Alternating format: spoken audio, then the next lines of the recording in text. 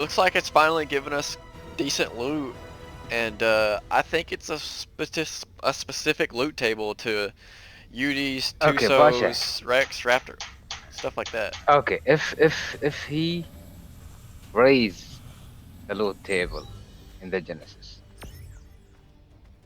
Uh-huh. there is a different. Do you think it will be a different? No. I know it won't be different. Okay. If he raises the loot quality, Yeah. all it's gonna do is give you the same loot, Okay. but just Okay. a higher chance of quality. So because like maybe Ascendant or a Mastercraft like this. it's possible depending on what multiplier he puts in there, yeah. I don't think that one's gonna make it. I don't think I put it high enough. Oh, it did. Okay. Yeah, the way it's coded, as far as what I know on the beacon file, it's gonna be the same loot table, it's just higher quality.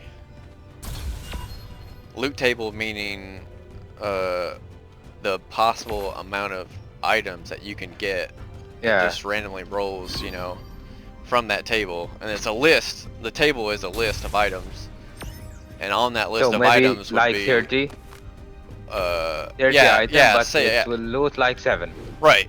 Yeah. So Okay. say there's a thing of it's oh god. Ah. Yeah, if you have a loot table that has 30 items, and this one gives you one item, you have a chance, Okay. you know, you have a 1 in 30 chance of getting, let's say, a Rex So saddle. the roll is yeah. And out of that Rex saddle, then it rolls another random number to figure out what quality that saddle is going to come at. And if he's got it, well, it's vanilla, so it would be anywhere from primitive being the minimum, and let's say maximum would be Mastercraft. You would roll, you know, and then it just randomly rolls a quality. But if he increases the loot quality multiplier, you still have the same chance to roll a primitive to Mastercraft, but when you get the Mastercraft or the primitive, it's gonna be a higher base. Primitive, yeah. It's gonna be a higher base, yeah. So if primitive starts at 25 armor, then you know if it's you know 10% or whatever, it'd be what, like 27 armor or something like that. Instead, that's the only that's how the multiplier. Okay, would work. so what he change if we need like drop 2 of them?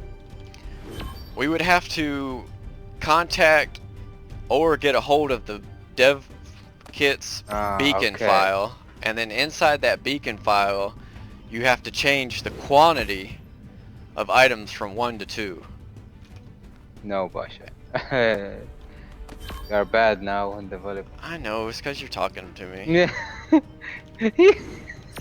And I'm sitting here trying to think and do math at the same time, so it's got me mixed up a little bit. Three things, huh? Yeah. So. But it's possible. Do we? Yeah, it's possible. But the devs will install this dev kit. The dev kit may be out there already, and if it is out there, then the beacon developers, which is an open source program, so you know anybody can get access to it. If they can get access to the dev kit and the spawn codes and everything like that, then yes, they can code it in there into the beacon, and all you'd have to do would be the same thing that I did to the OSDs and just modify it. So you know, it would just be what I would do. It's probably just copy and paste what I did on the OSDs over to the missions.